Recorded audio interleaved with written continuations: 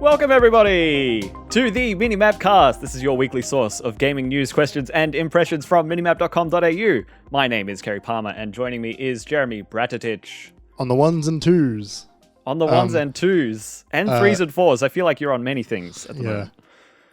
It just occurred to me that, it just occurred to me that one, we're on video, hello, and two, that I hadn't ever, I don't know how long that transition takes. And I realized that I had to change scenes a little bit earlier than I thought I was going to, just for a moment. Oh, is there like dead air before the transition? Like you press the button and nothing happens for a bit?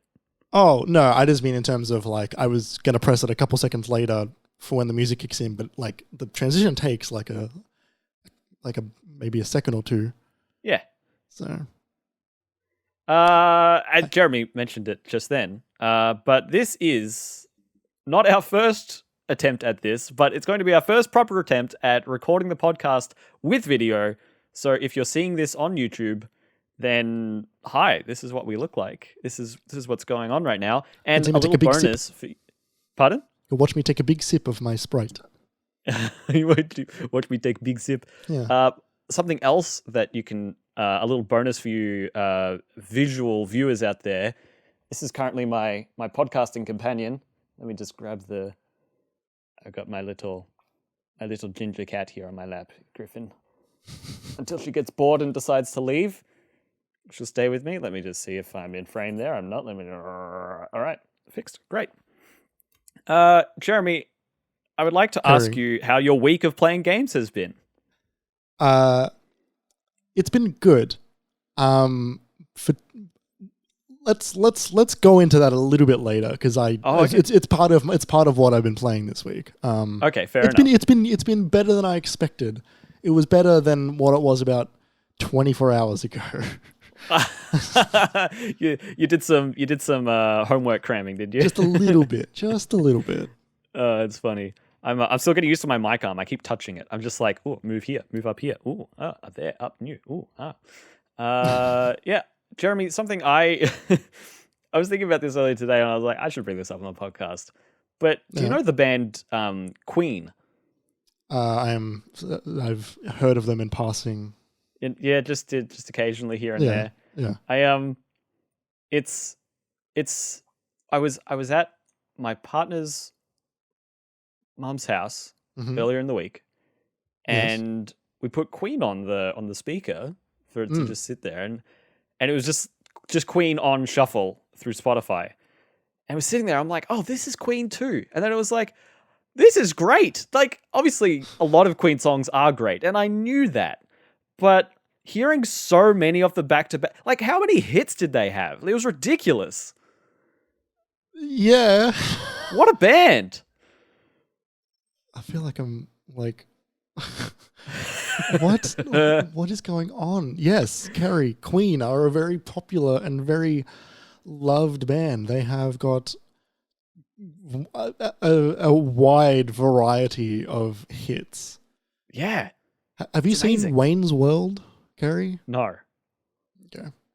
Is that like Spinal Tap? Oh, look, I think it's not. They're not dissimilar.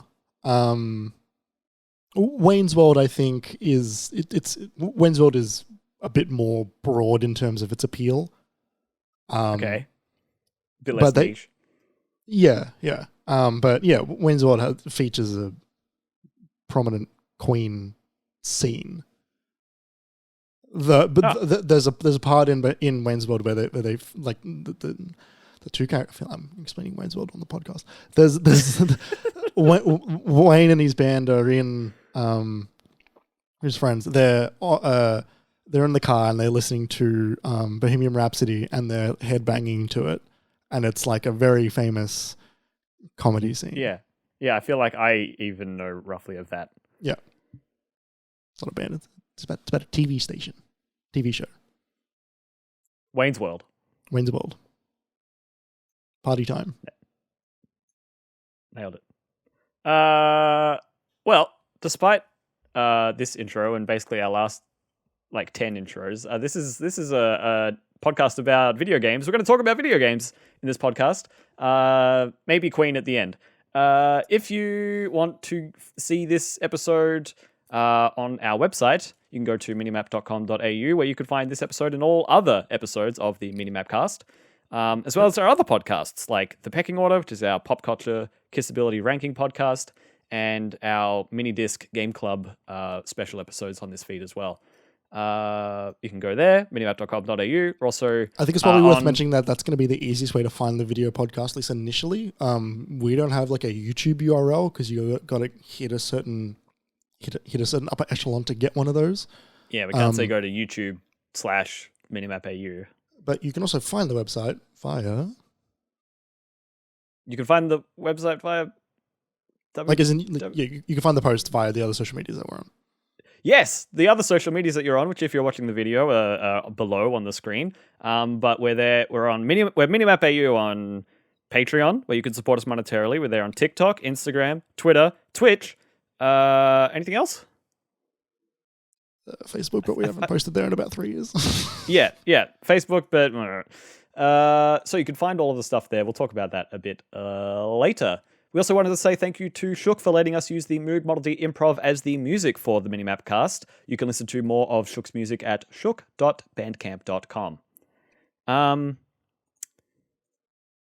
This is weird. I was going to be like, oh, it's a weird week to start. It's not a weird. It's exactly the same as all the other weeks. And it has been a weird week for games, I think. It's going to be the same kind of week for the next few months, aside from the gigantic news that came out today.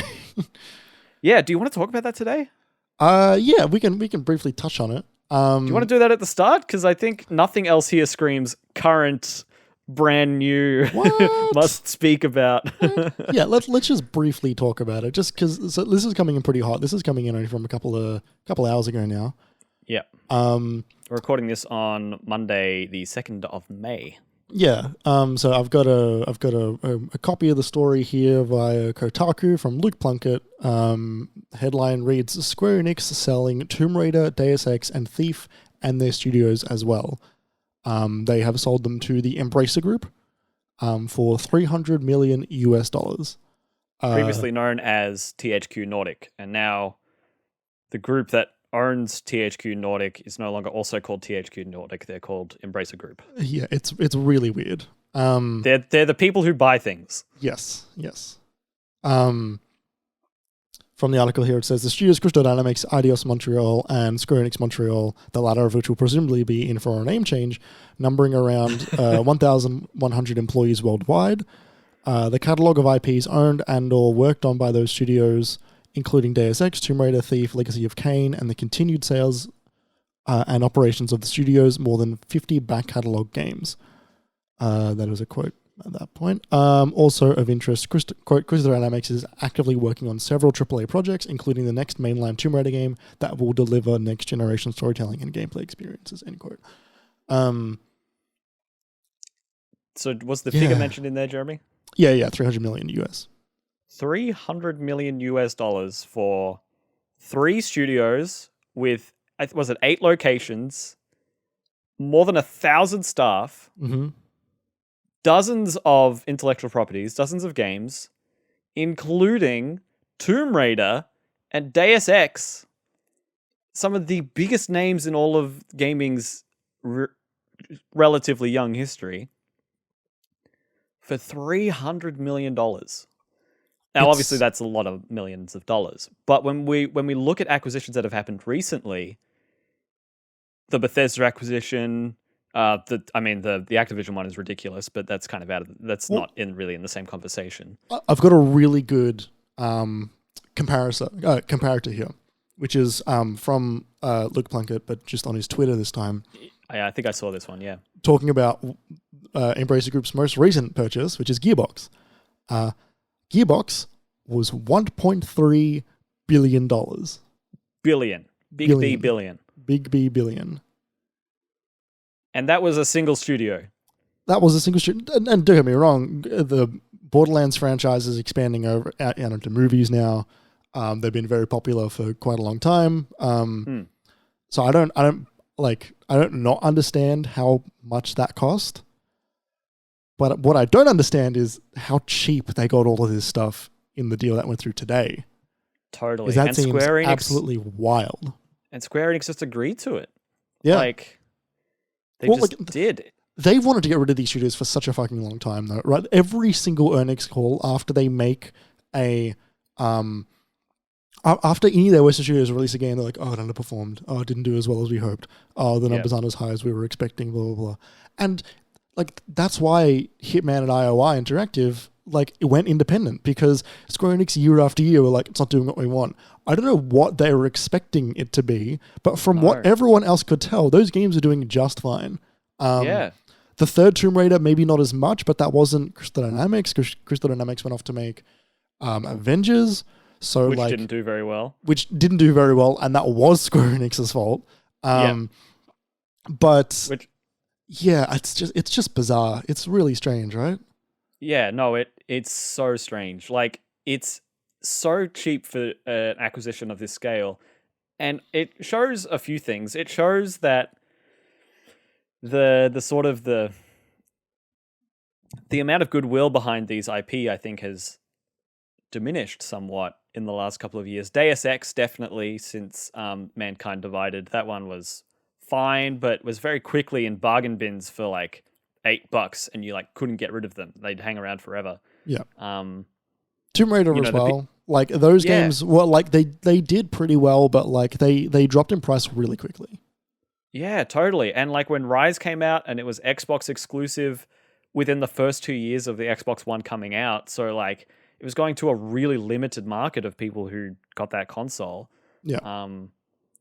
That pretty publicly underperformed. And that hurt it, I think, when it came to PlayStation. I played Tomb Raider Definitive Edition on PS4, and I've never gone back to play Rise or Shadow, and I might have if it had been everywhere when it came out. I also went back to play Tomb Raider 2014 or 2013, whenever it was, a couple of years ago now, because I wanted to play Shadow when it came out, and I was like, oh, well, I'll go back through and I'll play the other two leading up to Shadow. And I got about a quarter of the way through Rise, and it wasn't even because it was a bad game. I think it was just because it was the same game. Yeah. And I just didn't feel more of that. And looks enough great, voice acting and great set pieces and all of that, but it just doesn't quite hit in that same way. So but at the same time, you can't just pretend the Tomb Raider IP isn't the Tomb Raider IP. Yeah, it's classic. It's it's a very important piece of gaming history. Yeah. So it's fascinating the way it's shaken out. I just kind of can't believe it. And Square Enix came out with a response afterwards that was so exceedingly corporate. It was in the Discord, wasn't it, before, Jeremy, where you posted it? Yeah. I've got it here. I can read it. Hang on. I'd just like to. I want to sell all of the business lingo that's going on here. So hang on. This is from Luke Plunkett's article further down. This is a screen grab that he posted. So it said, "So why sell?" Square Enix's own press release says. Here's the quote. The transaction will assist the company in adapting to the changes underway in the global business environment by establishing a more efficient allocation of resources, which will enhance corporate value by accelerating growth in the company's core businesses in the digital entertainment domain. In addition, the transaction enables the launch of new businesses by moving forward with investments in fields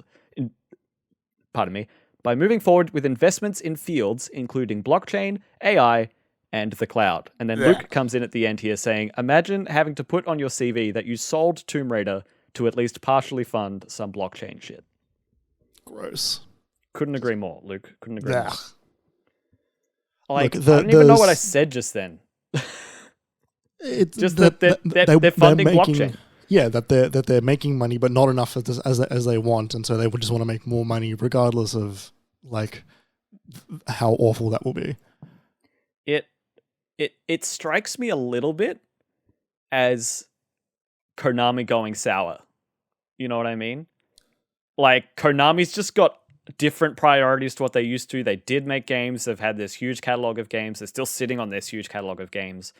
But the money's in pachinko, and we can make great Metal Gear Solid cinematics and put them on a pachinko machine, and that's going to make more money for us than making Metal Gear Solid 6. That's kind of the vibe I'm getting here. They know that Final Fantasy is in the bag, and they've got their studios doing that. But then after that, what is Square Enix actually doing aside from being disappointed in the efforts that they are actually funding? I mean, they've got a lot of they've got stakes in some mobile stuff as well, and also Final Fantasy 14. Like I know that's part of Final Fantasy as a whole, but like 14, I think stands on its own as like a, like a whole different kind of cash cow. Yeah, I don't know. It's like whatever they want, I guess. Like we're just gonna start getting NFT shit. Yeah, totally. Like they're in on it. They're ready for it. Yeah, they're not backing down on it. This is also the same week where the producer of Balan Wonderworld, which came out a year ago, a bit more than a year ago now, turns out he was suing Square Enix because they pushed the developer of the game to release it much earlier than he wanted to. They dismissed him because he wanted to put more time into the game to make sure it was finished, and they wouldn't let it happen. So they fired him. Yeah, and not just any, not that it shouldn't have happened to him specifically because of who he is, because it shouldn't happen to anyone, but specifically, this is Yuji Naka. Like, this is the creator of Sonic the Hedgehog, right? Like, yeah. It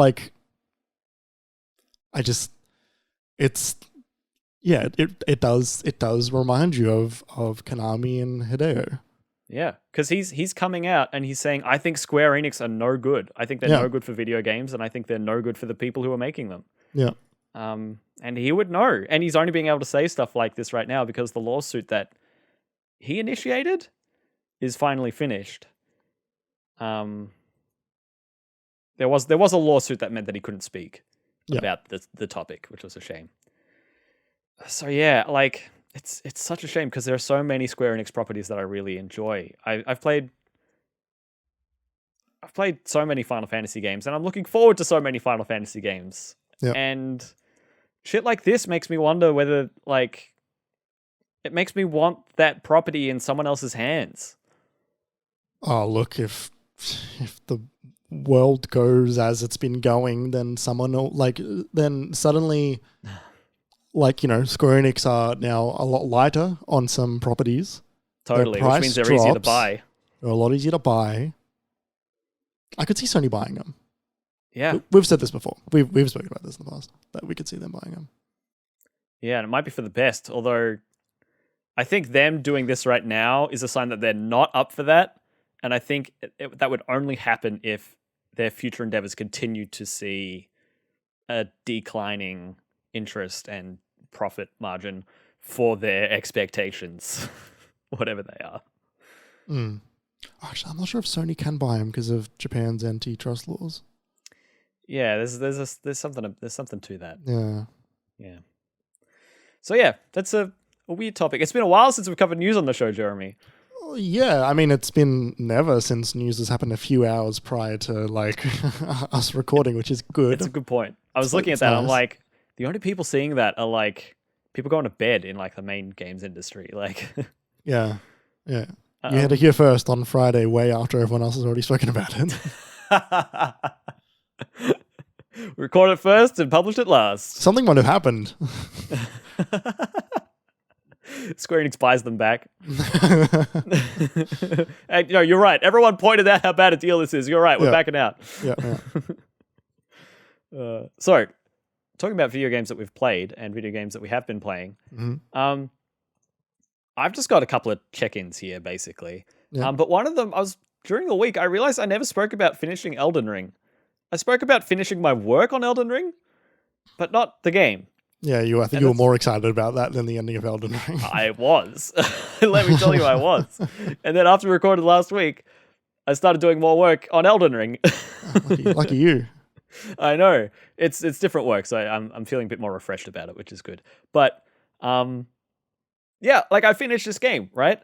And it's interesting. I sort of finished it, and I was going through some of the older videos that I made 2 months ago now, and looking at Margit's boss fight and the first 5 bosses to take out video I did and stuff like that.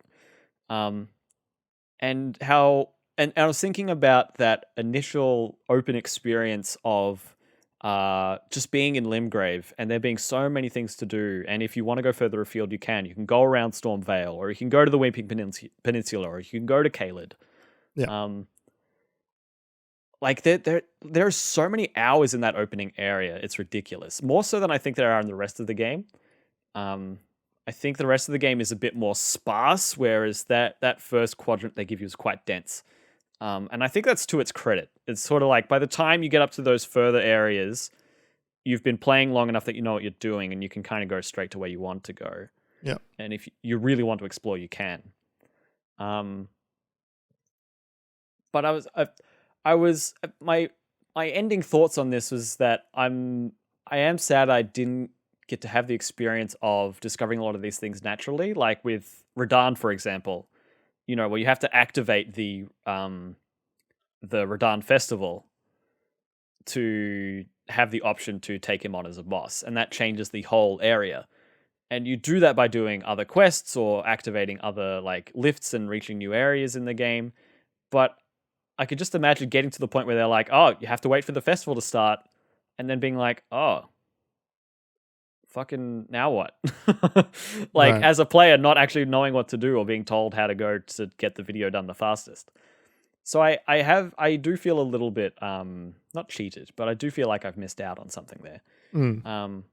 But that being said, I think this is From Software's, and I haven't finished most of their games. I haven't played everything to the fullest extent, but I think this is maybe their best game. Right. In so many ways. I do think it is more approachable. I'm not going to say accessible, but I do think it is more approachable in so many ways. There's so many more approachable ways to customize your character to be however you want. You can do Ash summons, character summons, multiplayer summons for any boss that you want to fight. Like, yeah, there's a lot of good that can be said about this game. And like a lot of like quality of life stuff as well. Yeah. Like the way the fast travel works is sort of like it's just a bit nicer. Totally. Like and like the extra traversal, quick inventory slots and like sprint not using stamina when you're in combat kind of stuff. Yeah. Like little things that just like help. Absolutely. It's really good. I'm glad it came out. I'm glad it came out so complete. I'm glad it's getting so much support too. They're patching it so much, which is great. They're balancing it like a multiplayer game. I think they're also adding in stuff that wasn't finished. Yeah, they did do that in the 1.1 or 1.2 patch. 1.3 I think was one of the ones as well. Yeah, and it added a whole new NPC and which added new steps to other NPCs' quest lines which before were just incomplete. Yeah. Yeah, it's cool. I think it kind of points to it coming in a little hot in some ways. But everything that needed to be rock solid was, which is great. I have no idea where it's going to be on my list by the end of the year in terms of game of the year, but right. It's really good. I'm glad it's here. I really like this game. I was thinking about it the other day, because I was once again thinking about Bloodborne. I think Bloodborne is better for me. Yep. I think as a complete experience, there are moments that you can get in a game that isn't as open world as Elden Ring is. Yeah. That is like basically impossible to get in a game like that. The smaller character moments, with how open Elden Ring is, which is like extraordinarily open. Specifically directing a player is much harder. Yep. And so some stuff gets missed, which then sort of makes the special moments harder to work and frame. Yeah, totally. And the people who do everything start seeing repeating bosses and palette swaps, and they get overpowered. Yeah. Yeah, like there are things that I think are that's just the way video games are sometimes. And that is, the more open it is, the less directed it is. Mm-hmm. And like that's fine. There's nothing wrong with that. That's not a bad thing. But I think for my money, a game like Bloodborne really hits different. Yeah, I think that's fair enough.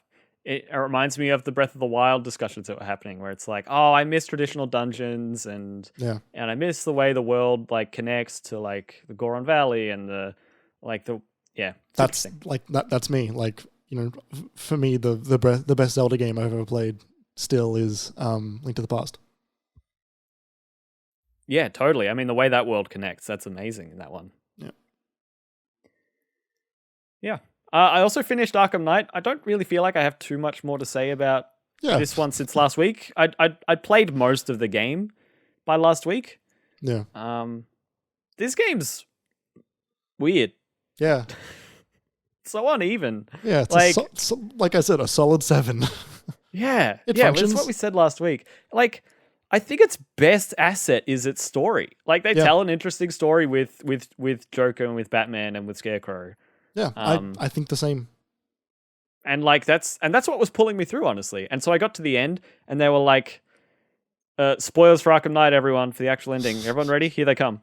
You know, Batman has to reveal that he's Bruce Wayne, right? And then he gets super gassed. He gets injected with Scarecrow's venom, which turns his brain into Joker brain. Yeah, he gets Joker-fied. He's like, and then he's the Joker. Yeah, and then Scarecrow doses him again. With like Bruce Wayne gets on stage and says, "I'm turning into the Joker. I'm going to become the Joker."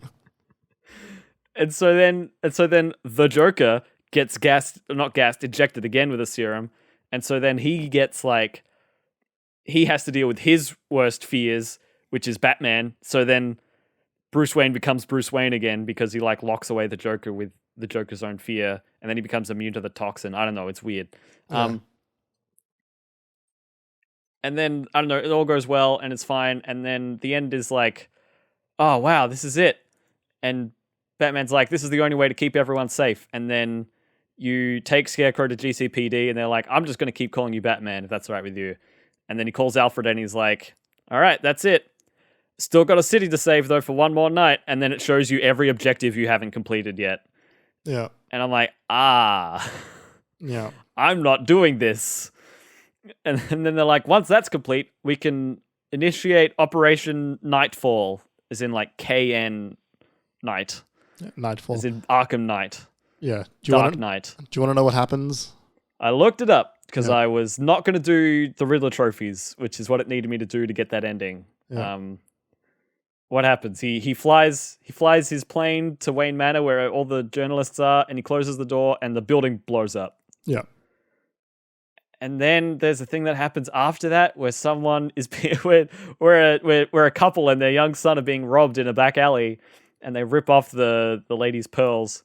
And then there's someone on the roof and they're like, hey, you're not Batman, Batman's dead. And then like flames appear and then this like ghoul version of Batman goes like rah at the camera, and then that's the end. Yeah, like, that's what? That's Jason. Oh. He's fully transitioned from being the Arkham Knight to Red Hood. Red Hood. It doesn't look like Red Hood. It looks very Batman-y. There's other pictures of him as Red Hood.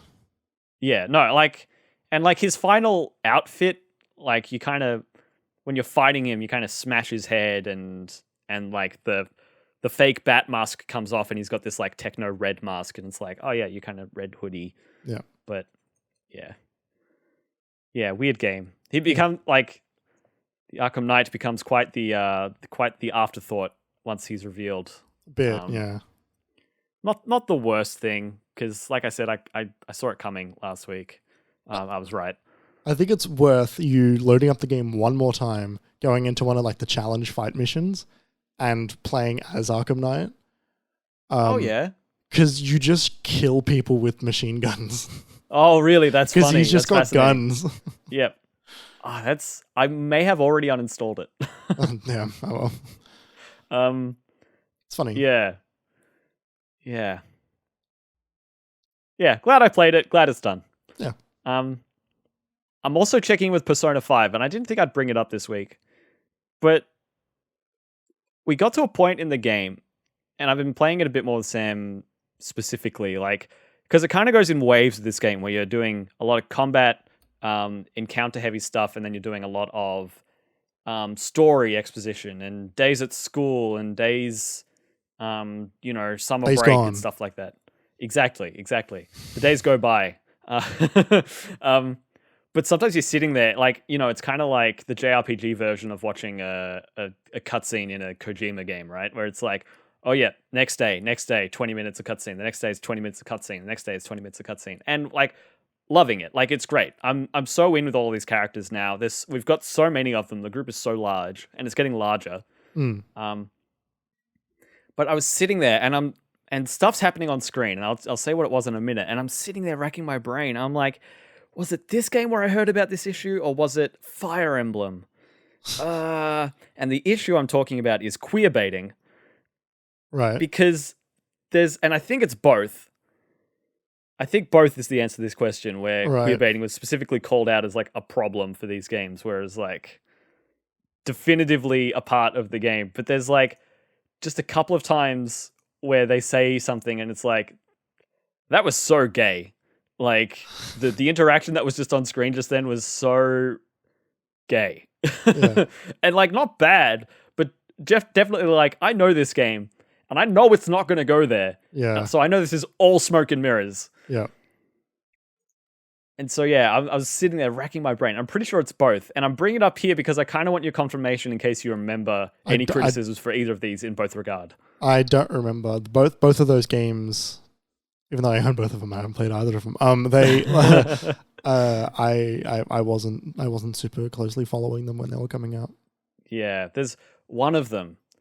I want to say it was Fire Emblem, where there was critique online when like you could follow through the sort of the chain of missions, of like confidant missions, and then at the very end, like like the two people are really chummy and like the same gender, and then it gets to like the final like decision to make, like, oh, I'm interested in you that way, and the resolution is, wow, you're my best friend. Thanks so much for supporting me. I hope and it's like, oh, guys. So yeah, it was like Sam and I were reading some of the stuff they were talking about in the game. Like, it's this point where one of your cohort is from a different school, and it's like, oh, I've heard you've got a counselor at your school. I've been intrigued to go and see this person since you told me about him. I'm like, that's a really weird thing to say, but all right, whatever. You're kind of a weird person. That's fine. Right. And so there's this school festival, and everyone leaves except this other student, Yusuke. And he finds the counselor, and he's an artist, and he's a bit socially inept. And he goes up to the counselor. He's like, please help me unshackle, and see into the depths of the heart. And the counselor's like, I don't think you really understand what it is I do here.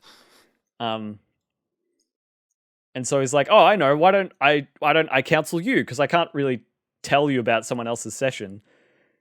And so Yusuke's like, okay, fine. We'll have a head-to-head then. And then Sam and I just kind of look at each other, like, because it's just going so strong and it's just going so strange.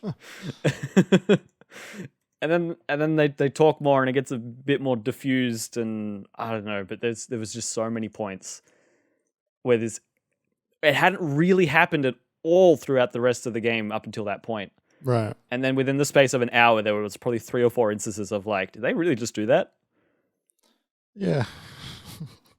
Great. And it's Atlas. I don't trust Atlas like half as far as I could throw them. No, you shouldn't. So yeah. Especially after Catherine. Especially after Catherine and Full Body. Yeah, Yeah. So yeah, just wanted to bring that up. That's our Persona 5 update. I love how big the group is getting. Like, yeah, it's to the point now we've got 8 people in the party, and the 10th one, who's the royal exclusive one, we've like met, and like I know that she's coming at some point, but not yet. And then the final base game one is like right around the corner, and they're signposting it really heavily, so we can like see the pieces being laid out in front of us. But it's so cool when they get together. And it used to be when someone says something surprising, they get like an exclamation mark above their heads. But now there's like 8 people sitting around a table, and then they get surprised by something, and then the screen is just like filled with punctuation marks. That's cool. But I like it because I don't feel like I'm losing anyone in the crowd. Right. Like, I still feel like everyone's really individualized and really realized, I guess I should say. And they're fun to listen to, and they're fun to see the interactions, and they each talk to each other very differently. They've done a really good job with it in that regard. Yeah, and then also I've been playing Final Fantasy XII. God, Kerry. When we were talking about our backlog, and you said drop everything and pick up Disco Elysium. Yeah, you decided to play like three, like two mediocre games. Yep. None of them more current than 2015. Although Final Fantasy XII came out in originally 2006. Well, let's get into it. What's the most interesting thing that happened to you in Final Fantasy XII, Kerry? The most interesting thing that happened to me in Final Fantasy XII is I was thrown into a save that I hadn't touched in more than 2 years when I looked at the dates on it, and I was like, "Yeesh, okay." Didn't realize it had been quite that long. And I couldn't remember anything that was happening, and I remembered there was a bunch of terms that I was barely keeping up with when I was playing the game. And so I just went for it. And what I realized what I remembered doing when I was playing it originally was not using the fast forward button. Why? Because there's an L1 button, and it turns it to double or quadruple speed at your discretion. Why are you not using it? I was using it sometimes, but I was primarily using it normally, right? I wanted the real Final Fantasy XII experience that I'd never finished when I was younger. This is like when I wanted to watch Dragon Ball Z, so I decided to watch the entirety of Dragon Ball first. Yeah, and then that was like all you got through in the end, wasn't it? Just Dragon Ball? No, I ended up getting into some DBZ, but it was years later. So I start up the game this time around, 2022. Mm-hmm. I don't have time for any of that shit.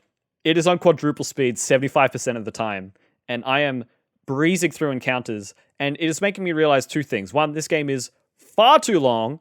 Two, this game has not enough. It doesn't have anywhere near enough substance in between cutscenes and bits of dialogue, and a lot of it is quite fetch questy. It's like, oh, we've been told to go to this ancient city. Yeah. And it takes you 3 hours of non-sped up gameplay to get there. Yeah. And also your characters level up kind of slowly, so you might need to do some grinding along the way. Yes. And some of the puzzles are actually really obtuse, so you might be looking up how to do the answers. Mm-hmm. And then you get there, and you get a decent cutscene, 5 or 10 minutes, and they're like, "Great, we need to go to this other hidden city," and that's going to take you another 20 minutes to get there, and it's going to be really confusing, and you're not going to go where to go. My cat wants to get up. Nice. That sounds. Go and let her out. That sounds good. It's a little much, but with the quadruple speed button on most of the time. My cat just jumped into the cupboard. It was very impressive. With the quadruple speed button pressed most of the time, it's actually quite bearable. And I've actually been quite enjoying just breezing through it, just going and going and going. And I'm sitting there and I'm realizing that this game was such a single player reaction to the MMO boom that had happened a couple of years prior. Just the walk up to enemies and everyone starts attacking, and then you walk up to enemies and everyone starts attacking, and you kind of want to grind. And also it's more of an RPG in terms of equipment than any other Final Fantasy game I've noticed before, because you've got stuff like your right hand and left hand, and so all of a sudden weapons are two-handed, or they're one-handed and you can use a shield, or you can dual wield. That's the kind of customization I feel like you only see in Elden Ring or Skyrim, or not even The Witcher you get that amount of customization, because Geralt's got his two swords and that's his thing. And so it's this really weird conglomeration. And I'm looking at this and I'm like, not many people said this was a bad game. A lot of people said, "Oh, this isn't for me," or "Oh, I stopped playing eventually." But it surprises me that people disliked 13 more than they disliked this one, because this one I feel like misses a lot of what I enjoy from Final Fantasy X, Final Fantasy VII Remake, Final Fantasy 13. The audio quality on the cutscenes feels really low in comparison to Final Fantasy X, even, which had come out years prior. This one feels like a real oddball game. It's so strange. But do you know much about Final Fantasy XI? Yeah, the online one for PS2. And it was on PC, I think, as well. It did okay. Yeah, but isn't that quite similar? I know it's not party-based, I don't think, but it's similar, the kind of like you walk up to an enemy and auto attacks and stuff like that. I mean, 11 is actually an MMO. Yeah. You see how they would sort of borrow some design. Yeah, but I don't think it belongs in this single-player environment. Like, regardless of whether they made... Let's say they never made 11. Let's say this one was 11 after 10. But they were still trying to respond to World of Warcraft. Like, I can still see this being a response to that. And I still think it's weird. Like, with Final Fantasy 11 and 14 are there, and they are valid, and they are their own Final Fantasy games. But for someone like me who enjoys the single-player JRPG, they are basically distinct. Like, they're in their own track. They're completely separate to me. So, like, even if they were borrowing things from that design, like, I still don't think it has I don't think it helps the game. I think it hurts it overall. Right. Yeah. It's weird. It's a weird game. I'm going to enjoy finishing it. I think I might be close. I'm either close or I'm halfway. And if I'm halfway, I'm probably not going to get to the end. But right. Yeah. It's a good do nothing game. Cool. So that's it, Jeremy. That's I thought it was interesting how MMO like it was. Okay. Yeah, no, that's interesting. I believe you. Jeremy, tell me about Katamari. So, Katamari... What the fuck? Have you been working on that this whole time? No, I had that ready for hours now. For audio listeners, Jeremy has overlaid... What is that? Is that... I don't know the character names. Cousin or something. The character you play, the Katamari character that you play. Yep, there is a character overlay on top of Jeremy's face on the video. It's very good.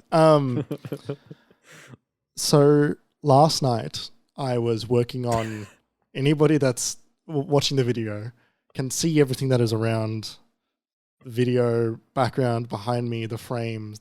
I redesigned the Minimap logo, which is not something I thought I was going to do this week. You created a whole background moving image. Like, there's so much stuff going. Like, it needs to be said while you're saying this. Sorry, I have interrupted you, but you've done a crap ton of work, and it looks excellent. And I appreciate what you've done for this a lot. Pardon? It was done very quickly. It shocked me how quickly it sort of came together, which I'm glad about. I wasn't toiling away not knowing why it wasn't coming together. I sort of just tried stuff and then it like fell into place, which is great.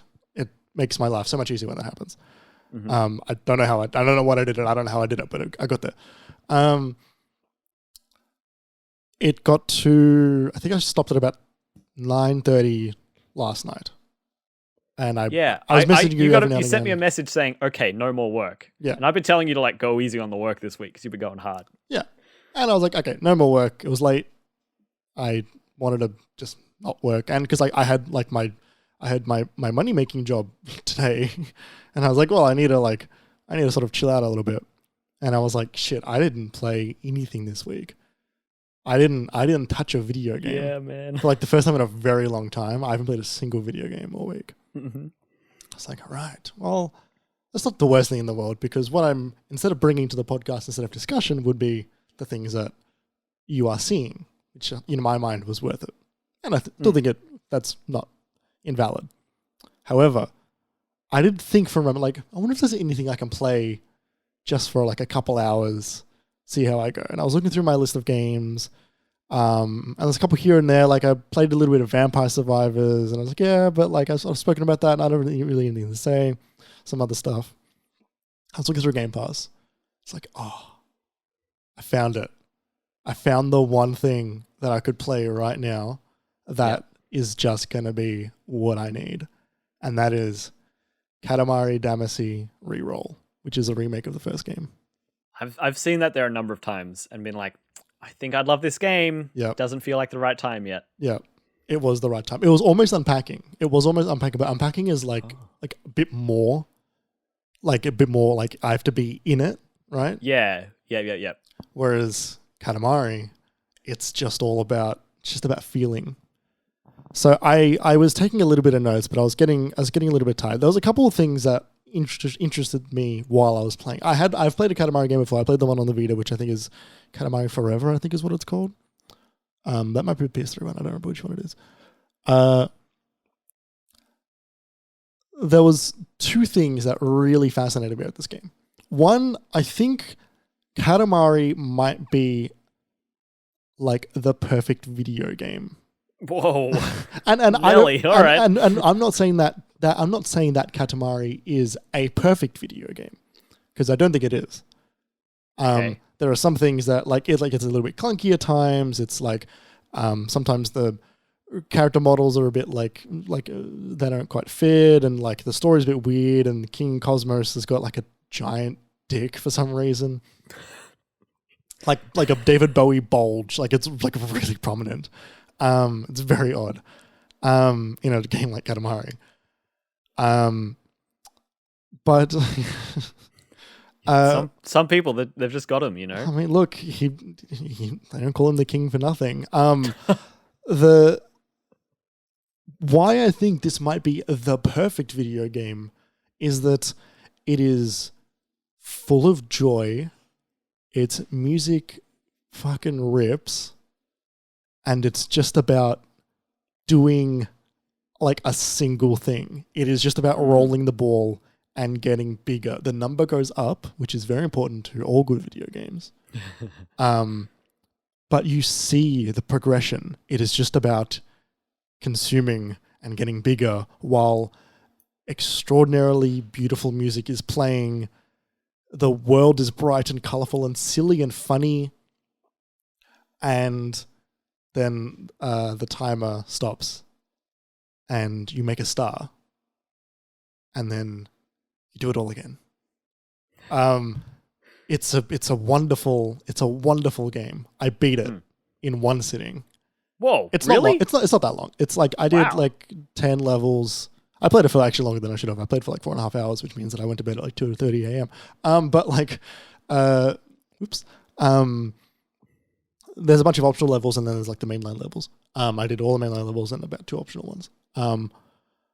It is just so delightful. It is so whimsical. I looked at my notes. There is a single note that I wrote, which I think is why I was so taken aback by this game, because you start off quite small, especially in some of the levels where you might start off as a 20 centimeter size ball. And you're rolling around, picking up coins, picking up thumbtacks, cockroaches, ants, lint, paperclip. Then you get bigger into pencils and stuff, and you get a little bit bigger. You go into like a book, CD. Then you can go into like a chair, up and up and up, until eventually you're rolling up skyscrapers. Yep. And that's the game. But what is amazing is that like, you remember the place where you started, and then suddenly you are rolling up way more than you could have even seen back then. But they do it so flawlessly. They do a wonderful job of making it feel natural. And you don't realize the things you're on. Like, you don't think about like the floorboards that you're on, or the bricks that are in part of the wall, or the table that you're rolling on while you're trying to collect coins. But later on, you're going to be rolling up that table and everything that's on it. And then everything that's on top of that, and everything that's like surrounding that and surrounding that. My one note here says, being bigger than the bridges we cross. Being bigger than the bridges we cross. Yes. That was a 1:30 a.m. note, but it was interesting to me. Philosophical. It is, because I remember there's a part where there's like 2 islands that I've got a bridge across them, and I was rolling over the bridge to get across to the other island and picking up a bunch of stuff, and then I rolled across the bridge back, picked up more stuff along the bridge, and then picked up some stuff on the first island again, and then I got to the point where I just picked up the bridge, and I was like, oh, video games are good. Video games are good, actually. Katamari is good. So yeah. Everybody that's out there listening or watching, treat yourself. It's a good day. listen to the Katamari soundtrack. Oh, the Katamari soundtrack. So good. Interesting. So fucking good. I listened to it today at work as well. Yeah. Just the best. Did it suit? Always.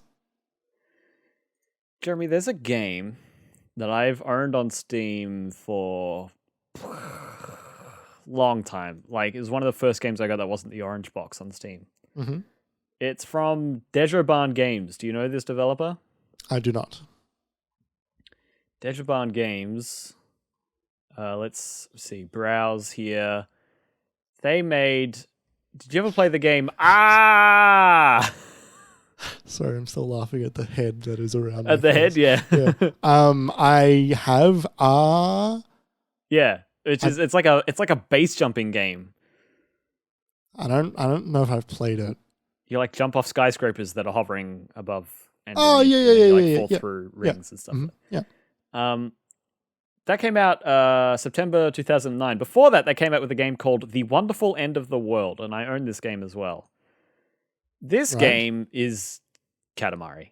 Right. It's you start small, you pick up things, you get bigger, you pick up the bigger things. And I didn't realize how much of a ripoff it was until you said all of that. I'm like, I've played this game. It amazes me that there is not a million Katamari games. Mm. It is maybe the ultimate video game. It is the perfect video game and the ultimate video game. Yes. And you could have Katamari Lego. You could have Katamari you could have Star Wars Katamari. You could have Lord of the Rings Katamari. Oh my god, you Disneyland actually could, Katamari. Though. You imagine Katamari in space? That'd be sick. There is endless possibilities. I don't know why they haven't continued to make more. I mean, like, they still make more Katamari Damacy games, but like more. Yeah. You could have so many Katamari games. Yeah, this could be like the Fortnite of roll 'em ups. This is so dumb. I'm so glad we decided to do a video podcast. Me too. I mean, we've thought of random things we could do as bits for a little while now. And this is a good one. It's very on brand for like your stream as well. Yeah. Put shit in front of my face as a joke. Yeah, totally. Just PNGs. Just stick it on top. I'll bring up the preview you've got of the stream so I can see the recording. And then I'm like, okay, I'm just going to go back to single camera now so I can look at you. And then I click on me. And I'm like, I get scared by myself. Right.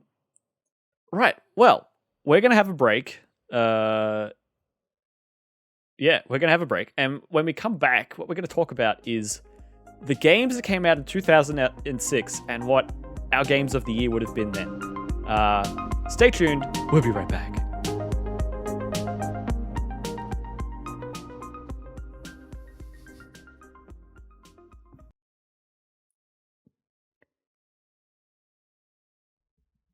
Welcome back to the MiniMapCast. Am I frozen? That was weird. On this? I don't know what what was that up was. with that? I don't know. It's fine. I could do my really silly voice with this microphone arm, put it really close to the microphone. Jeremy grimaces more and more. No, don't take us away. Bring me back. Bring me back, Jeremy.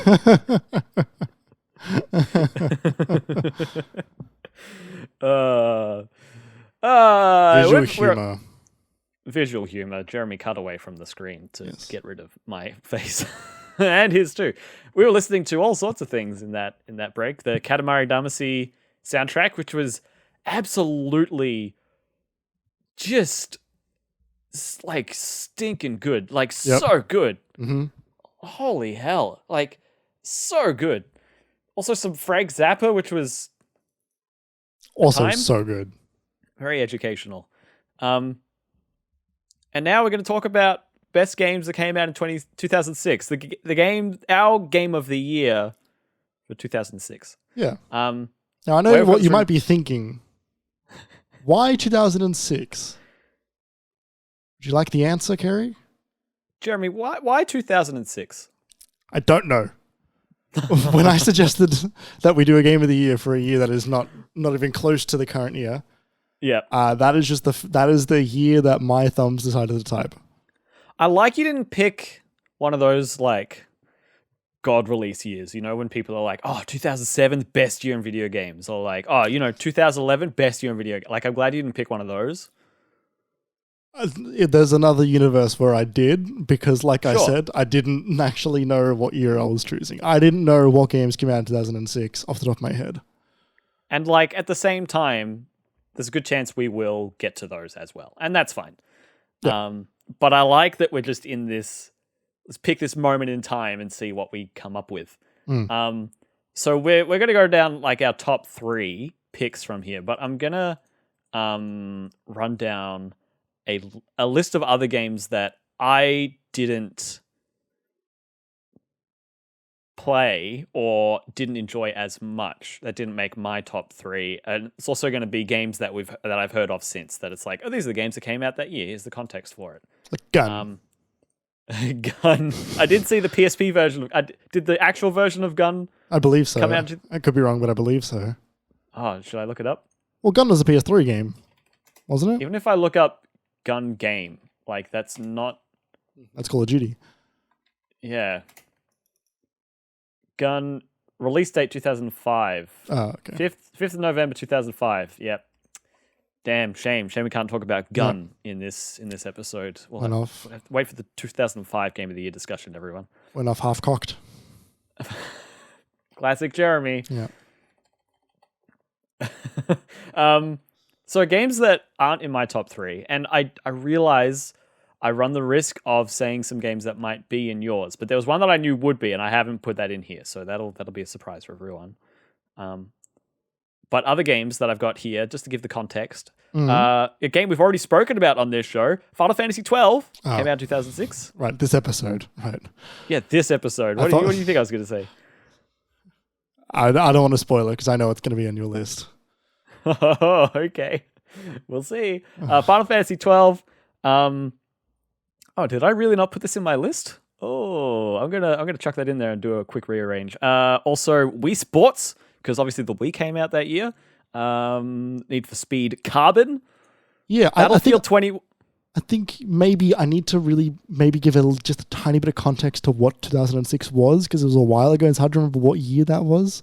Oh, what, in terms of like consoles? And yeah, just like, so 2006 included the announcement that Intel were going to begin developing the Core processors. So Intel Core began in 2006. To really throw you back. I'm really glad. Sorry, you're right. I forgot how important 2006 was for Intel. It was. The first MacBook. That was the last time we spoke about Intel on this show. I don't know. Okay, sorry, go never? What? The MacBook Pro. What? I thought you were going to talk about video games. I'm talking about technology. This is all related. Okay. All right, go on. I'm on the same page. Break. Sorry. The PS3 was released. Oh. In November. And then a week later, the Wii was released. Wow, is that a week later? A week later. What was AMD doing? I don't know. What was on my list? 2006, the year of the year of the execution of Saddam Hussein.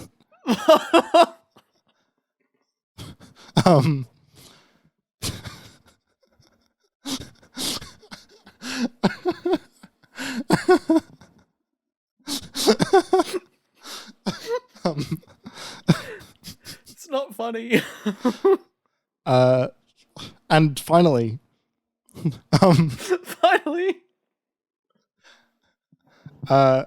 Amiga OS 4 was released. What the fuck is that? It's an operating system. For what? Like for Amiga 1 users. What? Okay.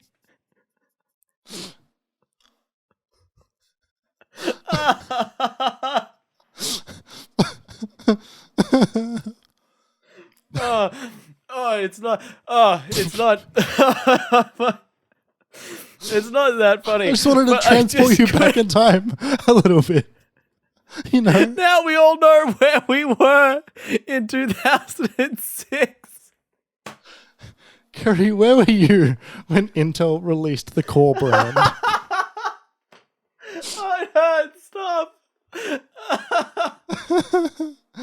Oh my god.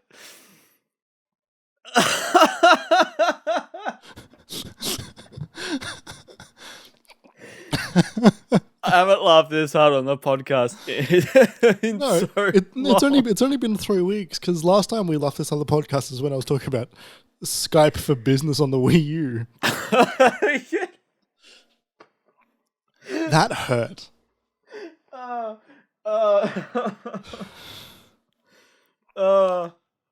Good lord. It is going to take me a while to recover from. Okay, now that we've all reoriented ourselves back with the versions of ourselves that are 16 years younger. Yeah. Where thanks to the Amiga operating system.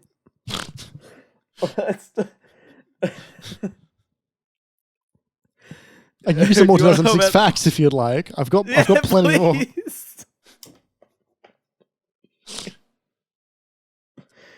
In October 2006, WikiLeaks was founded.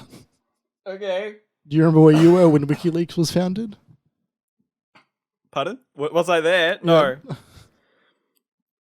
I was at school. I was 11.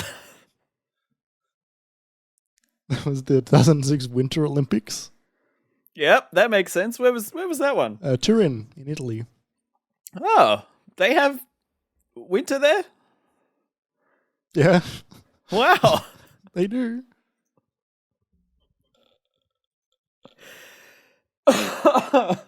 Okay. Let's get back to the game. The moment I saw your eyes just go, oh no, when I brought up the execution of Saddam Hussein.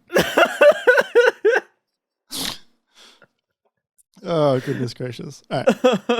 Let's get back to it. Tell me about the games that came out in 2006. All right, just going to go over the like 3 I got through. We got Final Fantasy XII, Wii Sports, Need for Speed Carbon. Battlefield 2142. Have you heard of this game? Yeah. Yeah. I desperately wanted to buy and play this game, but I didn't have anything I could run it at the time. It sounded so cool. Futuristic Battlefield sounded so cool. Apparently it was fine. I never got to play it. Didn't really last that long. Wasn't really that well loved. No. But man, little 11-year-old me was so keen. Those are ones that I knew stuff about. But other ones that I like recognized was Trauma Center on the Wii, which was that game where you have to like use the Wii remote to like stitch patients together and like do surgeries and stuff like that. And the reason that one caught my eyes because I played like Flash. Yeah. Because the Wii came out in November of 2006. It sure did. This was one of the launch games, I think. Wow, okay. Yeah. And it was like I played a Flash game that was really like it, and so I was like, oh, maybe that'd be interesting, but like, no, I never got to it. It was pretty intense. It's apparently there was a DS title first. So this was the Wii version. Right. So keep that in mind. It probably wasn't the first Trauma Center. Also, I saw this. I couldn't help but mention it. Did you know they put the Age of Empires, the first game, on DS? I didn't know that. It's wild, right? Yeah. I can't fathom wanting to play that game like that. But you know, neither can I. Go get it if you want it. Star Fox Command, Yakuza, the first game. Right. Okay. The first Just Cause. Right. Bionicle Heroes. Good game. Probably not. Bionicle Heroes on PlayStation 2, Game Boy Advance, Microsoft Windows, Xbox 360, GameCube, Wii, and Nintendo DS. Yeah, that's the one. Third-person shooter. I never played it, but I put that one in there for us. I like Bionicles, but you especially. Yeah.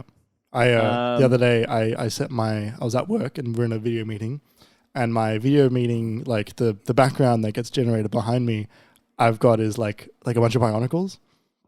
And so it sort of looks like I'm one of them, like in like a line. Of course. And one of my coworkers was next to me and he goes, "Oh shit, are those Bionicles?" I'm like, "Hell yeah, they are."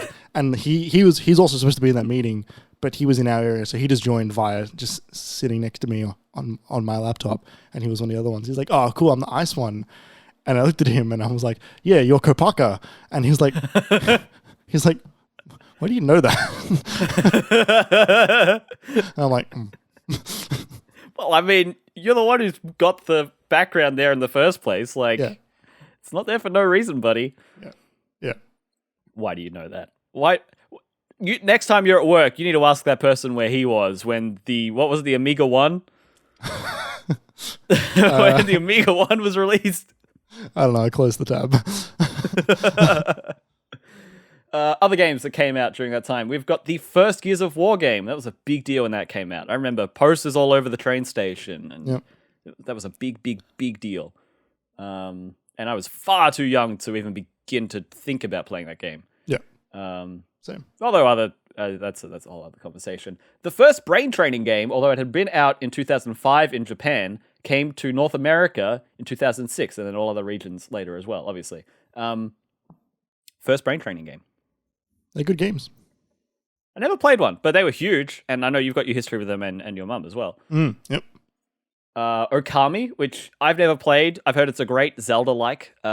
It's been on like every platform that came out 10 years after that it came out on. Yeah, it's it's very long, which is why I've never finished it, but started it like 7 times. Right, okay. And then the final list in my like context tab is Elite Beat Agents. Have you ever played that game, Jeremy? So that game, it's kind of like it's a rhythm game on DS. It was really cool. It's the kind of one where it's like you have to press the circles as they come up on the screen, like 1, 2, 3, and then like the third one would maybe be like hold and trace the line over to the left side of the screen, and it would always be in time with the music. So there were really cool tracks, great animations on the top screen, and then you were always tapping in time. It was really well liked. I played it on someone's like hacked DS at a summer camp, my family's summer camp, and there was like a community of people that people knew from work and their kids. Right. And this person had it, and I played it there, and it was sick. And that's all I know of Elite Beat Agents, but I've heard a lot of people talk about it since then, and it came out in 2006. I've not played it, no. Along with the Amiga 1. Amiga 1 OS, thank you. Amiga 1 OS, sorry. Amiga 1 OS. Jeremy, do you want me to start, or shall you start with your first top 3 one? I'll start with my number 3. They are ordered. Oh, okay. I don't have mine in any order, but that's fine. I'm glad you do. I just happened to know what mine were. Great. Number 3, Pokemon Diamond and Pearl. Fuck, you kidding? No. I don't think so, Jeremy. Is that wrong? I think that's 2007. Oh. No. Google, don't tell me I'm wrong. That's impossible. Okay, so it came out in Japan in 2006. Right, that would be why it's on the Wikipedia page I was looking at. Yeah, and then North America AU, it came out after that, 2007. You're not wrong. I'm going to let you have it. All right, yeah. Let's just say, and I did do this for at least one of them, I would have imported it and then downloaded a fan translation. Oh, interesting. Well, like not imported, but like downloaded it and then got a fan translation to play. I have a similar story regarding specifically these games, but do your bit first and come back to me. Oh, just like I think that they were the last good Pokemon games. That's not true. That's not true. I think it was the last best ones, like specifically Platinum after the fact, but like sure. Diamond and Pearl like were the last of what I think about as like really like the classic style Pokemon games. The other ones like they went in places like Black and White would probably be part of that, but I think that one just wasn't really super popular. Yeah, it was a bit of a strange departure. And I agree. It kind of hasn't really hit that, at least with my sphere and my enjoyment since then. Like, I know, like, my old housemate, like, swears black and white about it. That, like, it's one of the best Pokemon games. Story-wise and everything. But, like, the ones after, you know, like, they moved into 3D a lot more, and then they did, like, Mega Evolutions, and it sort of started to get a little bit gimmicky. Yeah, totally. A bit unwieldy. Yeah, but yeah, Diamond and Pearl, also my first Pokemon games that I, like, bought as myself. Like, they were mine. I've spoken about Diamond and Pearl in the past. So. Yeah, like all three of us have. Like June as well. That generation is important to all of us. I had a friend of mine who, and so looking at this, I can see why I would want this. It came out in North America 2 months before it came out in Australia. And a friend of mine was going to America in that 2 months, and he was like, "Hey, like if you give me some money, I can buy you a copy when I'm over there. And when I come back and give you a copy, and we can start playing it early." And we did that. He got Pearl, I got Diamond. I eventually lost that copy, which was a shame. But then when I bought a new one to replace it, it was still an American copy, which I was really happy with. It might be the same one. You never know. That would be upsetting. Well, I mean, in terms of, like, you lost it somewhere and then someone else found it, played it a bunch, and then traded it in, and then you bought it. I don't think it would be, because, like, the second one I got had the case, but I still had the case for the first one. Look, sometimes life just happens like that, you know? Well, life finds a way. Yeah. So yeah, I imported that game. What's yours? That's a good point. Let's see. One of the first ones I got up here on my list. Oh, there was a fourth one. I'm bumping Burnout Revenge. Burnout Revenge, I love you. But I've had to bump you for Lego Star Wars 2, the original trilogy. Is that on your list, Jeremy? No, it's not. But I did heavily consider it. Yep. It's very good. Yep. It's magnificent. Not only because, like, it's the original, like, it's Lego Star Wars. It's some of the original Lego games, which are all great. But the iterations on the first Lego Star Wars game were really good. The different characters and it felt just a bit smoother, just a bit cleaner. And there was a lot to do. I just remember really enjoying this one. I've got a story about Lego Star Wars 2. I was playing it pretty. It was the day we bought it. Came home, and I was getting ready to play it, and we walked into the kitchen, and at my mum's house, the backyard, the back door, the back wall basically is a lot of windows. You can see a lot of the backyard through the kitchen, which is a pretty large open plan. Blah blah blah blah whatever. And our neighbor's tree had fallen down on our fence, and I was like the first through the door, and like our bird was there. I don't think we had a dog yet. I walked out there and I was like, "Whoa!" And I was like, "What?" I'm like, "The tree fell down." They're like, "What?" And so that night was me sitting there playing Star Wars until the SES came and like took a chainsaw to the tree and cleared it out and took it out. And I'd like play, and then I'd go look, and people were like standing around. There were floodlights in the backyard, and then I got bored and I went and played some more. And that's my fondest memory of that game. I played it a lot. I played it with lots of different people with different times, and I played free play and all of that. But my fondest memory is playing it when there was a tree falling down in my yard. Oh, look, you create the memories based around what's happening around you in very specific moments. You know, it's all part of it. Yeah, that was a great Friday night. My number 2. Mm-hmm. It's the Pokemon Mystery Dungeon Blue Rescue Team. Oh, why didn't I see that on my list? I'm going to fact check you on this one as well. I did just look that one up. Australian release date was 2006. Okay, great. Yeah, I just like I've also once again spoken about this game at length in the past, but like it is a very, very wonderful story with excellent characters, and it was the first of that series.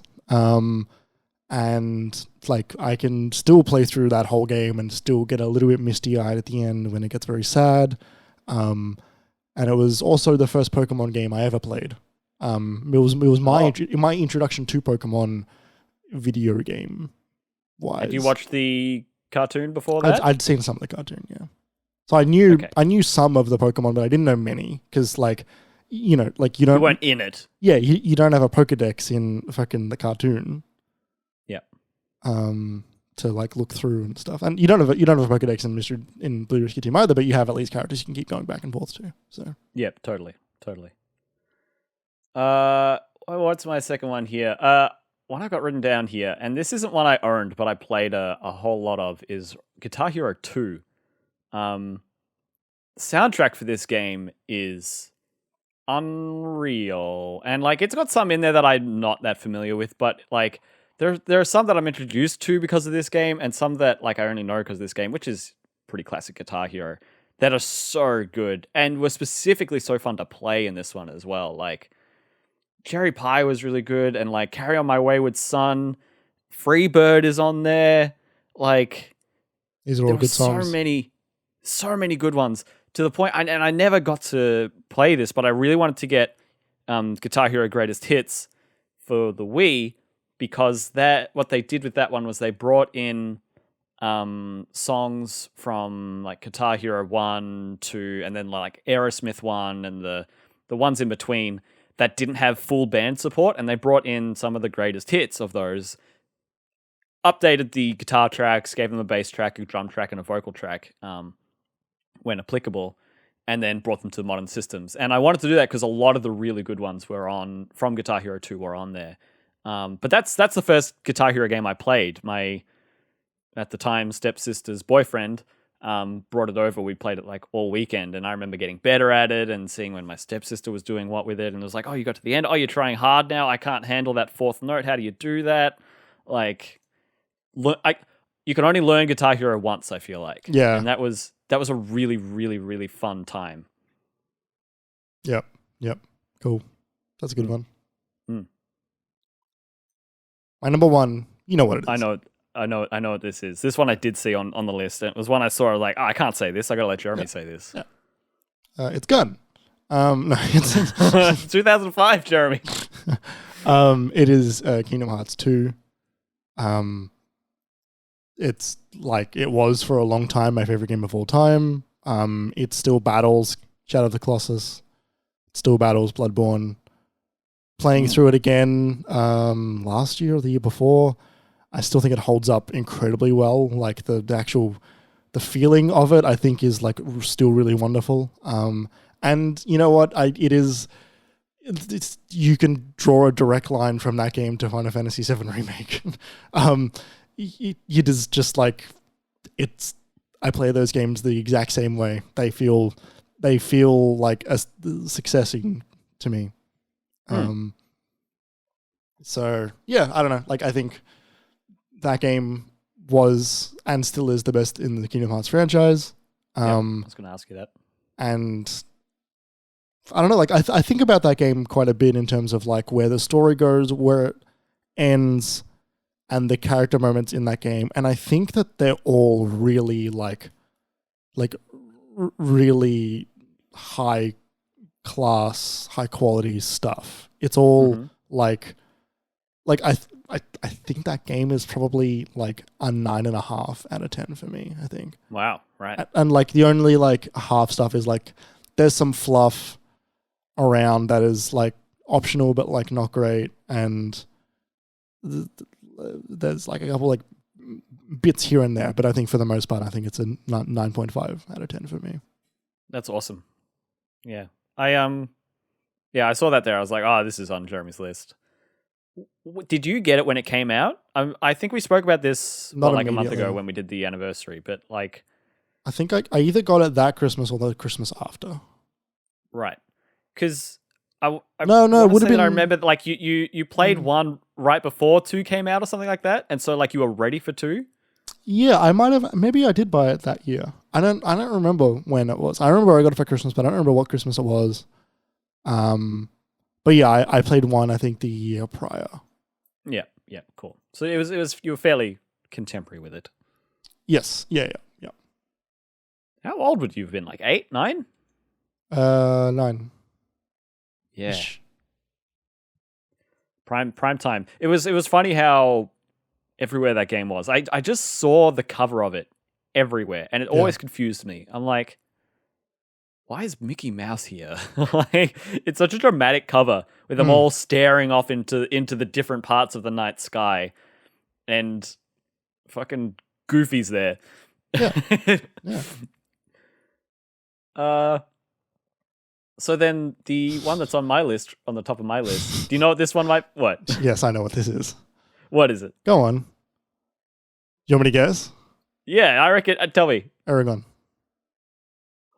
Was Aragon 2006? I'm pretty sure it was, buddy. Aragon, the movie, the game. When did you come out? Video game. From the 2006 movie. It was 2006! Yes! Fuck you, Twilight Princess! Aragon, the video game. Let me tell you about this Christmas when I got this game after seeing this movie that I didn't like that much based on the books that I love to this day. This game, well, I'll tell you what happened. I was at my relative... You really opened the can of worms here. I was at my relatives for the Christmas. I was at my uncle's and his kids, my cousins. And they always want to watch the Boxing Day cricket match. And it was raining in Melbourne when we were doing that. It wasn't raining where we were in New South Wales. And so it would rain and the match would get cancelled. And my cousin would be like, you want to play more of this game you got yesterday? I'm like, okay. And we cannonballed the whole thing in a day. And then I went on to like 100% that game on my own many times afterwards. That game rules. Hang on, what's this line here? The game was generally received poorly by critics. Combined sales in North America were over 400,000 copies. Oh, dear, oh dear. Thank you for bringing that up. Developed by Stormfront Studios. What are they doing these days? Nothing. Defunct March 31, 2007. Amazing. No, The Legend of Zelda Twilight Princess is one I had written down here. Thank you for filling in that gap of mine, though, Jeremy. Sneaking in an honorable mention. Twilight Princess, when the Wii came out, was a really interesting time because it was up until 2020. This had been the most scarce and most highly sought after console that I'd experienced, I'd been a part of. Everything before that, I was either coming too late, so it didn't matter, or it didn't have quite this high demand. But the Wii was it. Everyone wanted the Wii. Like, it was ridiculous. And so on Christmas, they were like, hey, we've got you a Wii on pre-order. And then when it came over, when it finally arrived, I called my friend. I was like, hey, do you want to come over? It's the weekend. The thing arrived. We could play it all weekend. The weekend. It was a great weekend. I like that. And that was 2007 by that point. But did you just get a message sure on Steam? Did. We've got one group chat on Steam with Jeremy, me, and friend of the show, Ollie. And he just sent a message to us out of the blue for no reason. He sure did. Okay, cool. I saw your eyes go to the corner. I'm like, I got to bring this up. So Twilight Princess. First Zelda game on the Wii, developed originally for the GameCube. I watched my stepbrother play a lot of the start of the game. Oh man, I thought it looked amazing, and I loved the concept of actually swinging the sword. And it does one of my favorite Zelda things, which doesn't happen that much these days, but you could do with the motion sword, the motion control sword motion, which is walking around and slashing your sword without stopping. Which is great. So you can just walk through and just slash, which is really good for cutting rupees. I don't know, it's a weirdly specific thing, but it's a very satisfying action to take in Twilight Princess. Right. Okay. This is one of those games I wish they'd bring the Wii U remaster to Switch. Right. And I don't know if they will, but whenever they do, we'll see. It's part of that collection that's been rumored for fucking ever now. Yeah. Then where is it though? What's Nintendo? They just do whatever. They just decide. I know, but they might just do whatever and not release it. They might. They fucking might.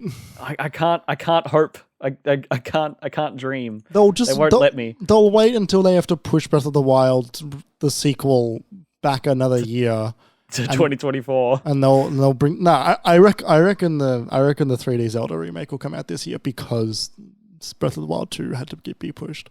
I reckon we'll see it in 2.5 months. Yeah. And it'll be released by the end of the year. Okay. But the rumor is it's been finished forever. Yeah, but like we haven't actually seen it. Yeah, I know. The one we heard like substantial rumors for, we saw. They came out with it last year. It was Skyward Sword. So like, yeah. But yeah, Twilight Princess was so cool. Like it was, I remember this was right around the time when I was starting to watch more video online and I saw the trailer for Twilight Princess. This trailer is kind of epic for people who are on the internet in like 2005. But it's got that animation of him swinging the sword and then like twirling it around behind his back and straight into the sheath behind him. Like, and he does that when he kills a boss in the game every time. It's like, oh, it's so sick. It's a bit from the trailer. But this, yeah, I know a lot of people who played this who were sort of a bit more, who were a bit older and bigger fans of Ocarina of Time didn't enjoy this game as much because it was like derivative, but not different enough, but not the same enough. Like, it had a hard job to be the next Ocarina of Time. Yeah. But honestly, I think it did an awesome job. The intro is really long, sure, but it tells a great story. The art style, I don't think it's traveled very well. I don't think it's aged very well, but it looked amazing at the time. I like this game a lot. Cool. Yeah. I think Aragon, though. We need to give an honorable mention as well to Wii Sports. Yeah. One of the highest selling games of all time. Yep. And, a good one as well. Yeah. It's a good game. It is. I played so much. I played a bunch of that. The one I played the least probably was baseball. I think I played golf the least, only because it took way longer than all the others.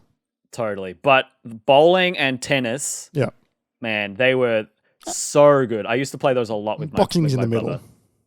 Yeah, boxing's in the middle. That's really silly and really inconsistent, but good fun. Yeah. It was fun when people would come over, make their Miis to put into Wii Sports, and then you never saw them again. And then you're scrolling through your Miis 4 years later, and you're like, who's like Ragnar? Yeah. Remember when I took your Switch? Jeremy, there's only like one. There's two Miis on my Switch. One of them is the one I made, which looks normal, and then there's the monstrosity you made. Yeah. I was playing the Mario Kart DLC tracks the other day with Sam, and I was trying to pick a character that would make me drive worse, and I almost picked your Mii, and then I didn't want to look at it, so I didn't. We should post that on Twitter. But yeah, it was something so good. There was a time when my brother and I, we went, we'd play tennis at like every 1 or 2 nights. We'd play for 5 to 30 minutes, and there were close matches when it was the two of us. Yep. It's so good. Have you had any interest in the Nintendo Switch Sports or Sports Online or whatever they called it? I have had interest in it. I don't know if I'm going to pick it up. I think I'm going to wait until the rest of the games are in it. Because some of them are not. There are some omissions in this one, which is like golf. Yeah, but it's also like what are you doing?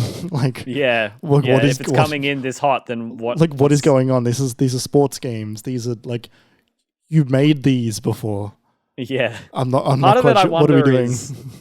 Because it's shipping physically with the leg strap, I wonder if maybe like they hit that date and they were like, look, we can get the others out, but like we've hit this physical deadline. Like we actually just need to start going. That's still really weird. So yeah, no, it's not great, but I wonder if that's a peculiarity with this game that I wonder if that had an effect on it. Yeah, maybe. Yeah, no, it's I have thought about it. I don't know. Might wait for drop a little bit in price. Play some Chambara. Yeah. It's already like $60? Isn't it already cheaper? I've got no idea. No clue. Let's look that up. Did you say hopefully? No, I said I've got no clue. Oh, no clue. I'm not that mean. JB's got it for $59, which is generally Can I get it without the leg strap? Because I've already got a leg strap. You could probably buy it digitally. All right. Okay. Show Nintendo. Yeah, how much is it, Nintendo? Oh, you're not going to show. Yeah, get digital. Here we go. Is this going to take me to their store? Wow, it is. $56 digitally. I'll get it physically for $4 more. You can wear 2 leg straps. For no games that support that. Yeah. Well, Ring Fit, but you need the... Not 2 leg straps. No, yeah. Yeah, it seems weird that they've come out with that and it's like 6 games. I like Wii Sports Resort a lot. Yeah. I like sword fighting. That's fun. Well, that's about it, everyone. That was 2006. Where were you when Legend of Zelda Twilight Princess came out? What did you do on Boxing Day in 2006? Were you playing Aragon when it was raining during the test match? I'll bet you were. If you weren't, tell us what you were up to on our socials. We're on Twitter. That's when you can see where every episode goes up. We put something up there every week. We're also on TikTok, Instagram, and Twitch. We're on YouTube as well. There's not a lot on most of those yet. Yeah. Tight. Well, it's the reason we're doing this. Yeah, basically, yeah. But we said at the start of last week, which was like, oh, it turns out it's hard to gain much traction on a video-focused platform when we don't have much video. Yeah. That's part of why we're doing this. I think we've made a good start, but getting this far was a fair bit of work, especially from Jeremy. So seeing how our workflow is, we'll start trying to break these out, edit them down, get some funny clips out, put those on those places. But you can reach out to us on all of those places as well if you want to do that. The YouTube videos as well will be reachable through our pages on the website, minimap.com.au. If you want to support us monetarily, you can go to patreon.com/minimapau. If you feel like doing that, helps us keep things running. All of this does cost a bit of money each month. So if you want to support us, keep the show going. And so much time. So much time. So much time. So much time and effort and work, especially from Jeremy, who's put in so much work this week. I couldn't stop him from working on it this week. I did a very brief bit of math at work today, and I was like, I was doing like 8-hour days after my 8-hour day. Yeah, man. And like all of your weekend. Yeah, and yeah, pretty much all of my weekend. Thank God you found Katamari yesterday. Yeah. It was a really good way to honestly like top off the week. Yep. No, that's it. You were enjoying it. You weren't. Yeah, no, it's fun. Yeah, I that was why I couldn't stop you, is because like you wanted to. And I think you've done an excellent job and it's turned out really well. I'm super impressed. Thanks. So, I recommend everyone go and check out the video. It's going to be on the website, minimap.com.au. You can find the podcast feed there, as well as on any podcast service of your choice. But just even for 5 minutes, find the YouTube video and see what we've been able to do with it. Or if you've got us on like a second monitor on Spotify while you're doing something, check out the YouTube video and you can watch us when we laugh and cry our eyes out. Yeah, or go to the part the Amiga 1 OS. go to the part where I'm talking about Katamari and wearing the hat. Yeah, or at the start where you saw my cat. Like, there's going to be lots of things like that. We'll make sure we keep describing things for the audio audience. We're going to be aware that there's going to be people who are listening to this only on the audio, so we're not going to forget you. Don't worry. But for just this week, I'm gonna say, if you've got the time, try and watch the video at least for 5 minutes, just to see Jeremy's hard effort. There's so slick transitions between the break and the intro and the outro. It's a good time. So well done, Jeremy. Thank you so much for putting the work in. Thank you, audience, for listening. We're going to be here next week talking about more video games. I can't wait to talk about Final Fantasy IX, maybe. Also, Kerry's on Twitter at KJPalmer_24, and I'm on Twitter at Obi1Jez. That's a good point. I forgot to do that. We've already pressed the outro button. We're going to say goodbye now. Goodbye!